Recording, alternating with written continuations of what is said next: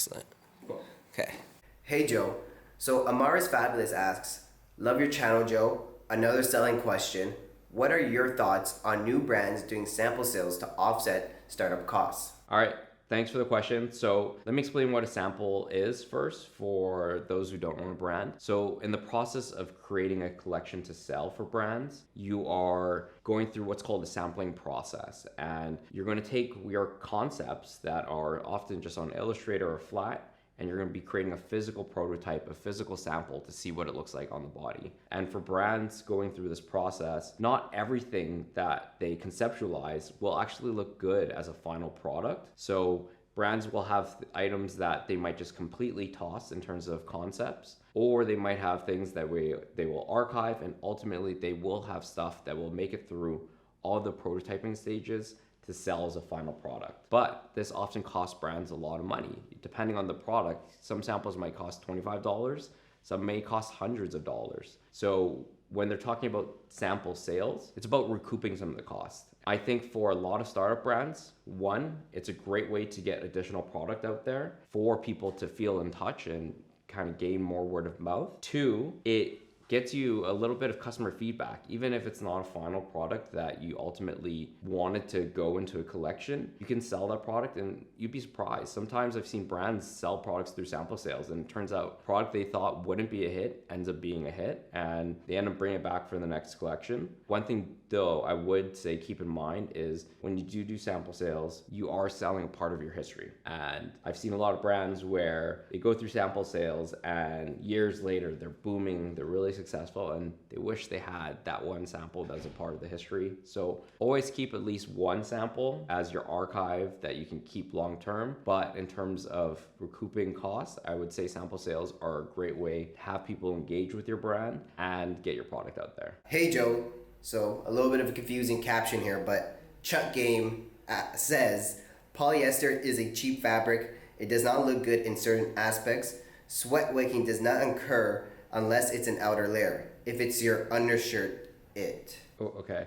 I think I kind of get what he's asking there. So multiple parts. Let's unpack this. Polyester is a cheap fabric, so that's like saying flour is a cheap cake. Polyester is a component in making a fabric. In terms of unit cost, in terms of polyester can be cheap, but there's also various different grades of polyester, so you have to keep that in mind. What you take from that polyester and how you extrude it and how you turn it into yarn, and the specific types of yarn that you're going to be making fabrics with can change the cost of that fabric. So you can't be using polyester as like a blanket statement. I think that was like 1970s, 1980s. Everyone thought polyester was cheap, but polyester's come a long way since then. When it comes to sweat wicking and being an outer layer, that's not true. Just because, so let me unpack what sweat wicking actually is. So when fabric is tight to your skin, the reason why polyester is, I think I said naturally sweat wicking, is because it causes what's called capillary action. So each yarn is actually going to be made up of several different filaments, and it depends on how the yarn's actually constructed. Think of them as like a bunch of different straws. And when fabric is tight to your skin,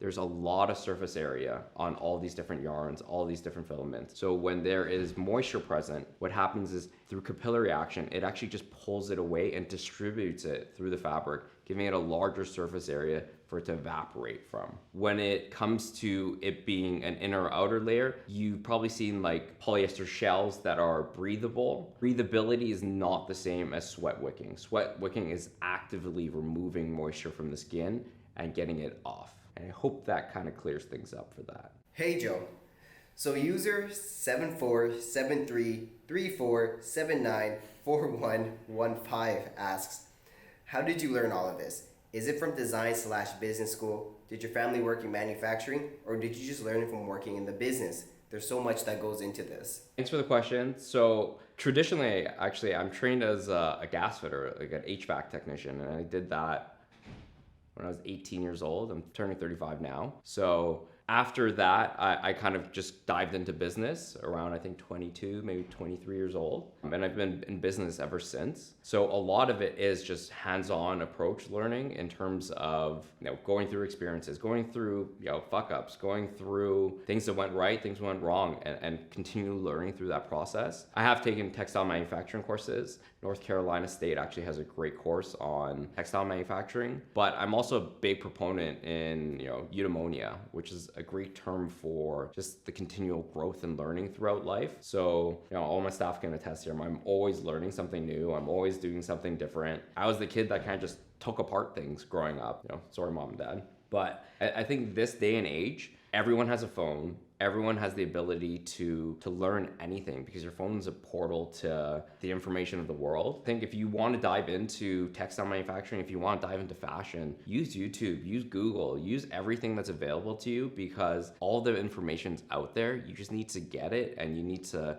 take the time to learn and understand the process and understand that you might not get it tomorrow, but if you continually press at anything in life, you will get it over time. And don't rush into the process of stuff. I've been doing this for a really long time to learn what I've learned. Hey Joe, user 2843280223 asks, could you include analysis of thread types used in stitching?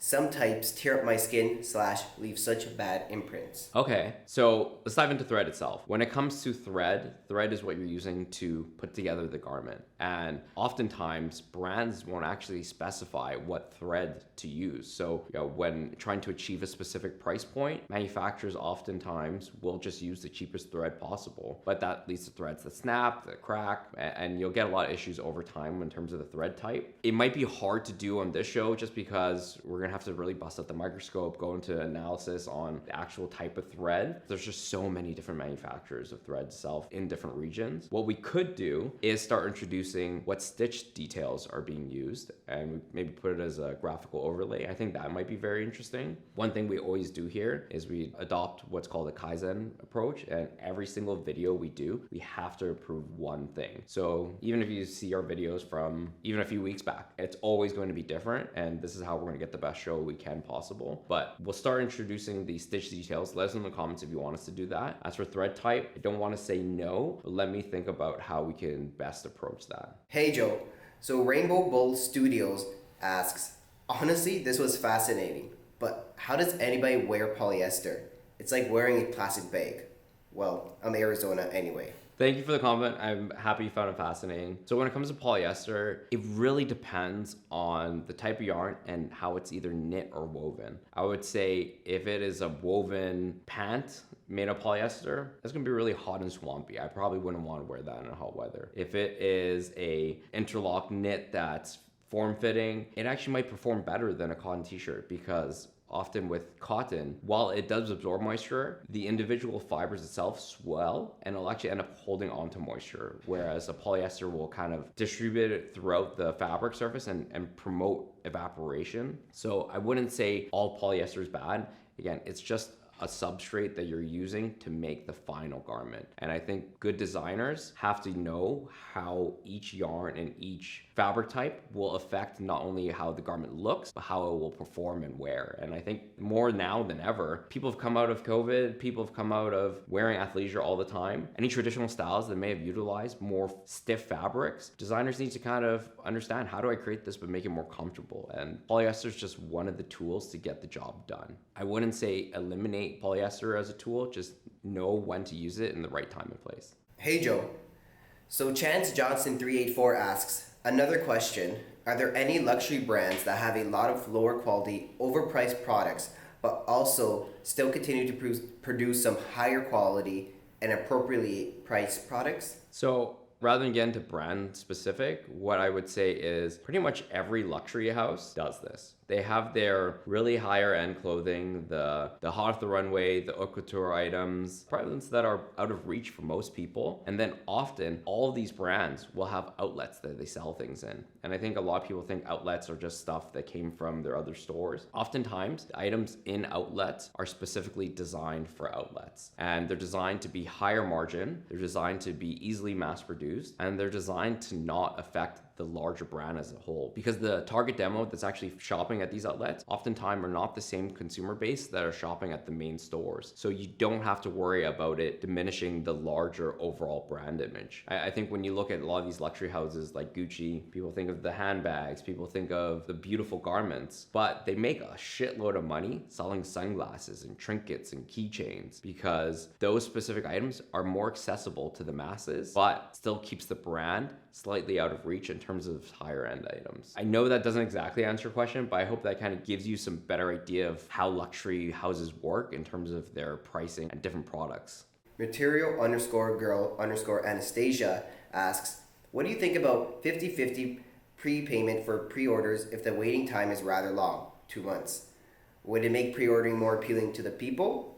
Is it for atelier/custom-made pieces? Okay, so for custom made and atelier pieces, I would say prepayment of like 50% is kind of normal. Think of when you're getting a bespoke suit or you're getting a wedding dress that's custom made. Oftentimes, I think it'd be crazy for consumers to expect somebody to make a custom piece that hasn't had a deposit on it, because what's to stop the customer from just saying they don't want the product anymore and you're stuck with the fabric, you're stuck with the garment. So if you're making custom pieces like that, you need to make sure you get a customer deposit. You need to make sure that they have some skin in the game, so that ultimately you're able to deliver what they want, but they're going to pay for the final product, because unfortunately in like this day and age, people skip out on bills all the time, and you need to protect yourself as a brand. Hey Joe, so Lou the Pug says, it's hard for me to call POD products a brand.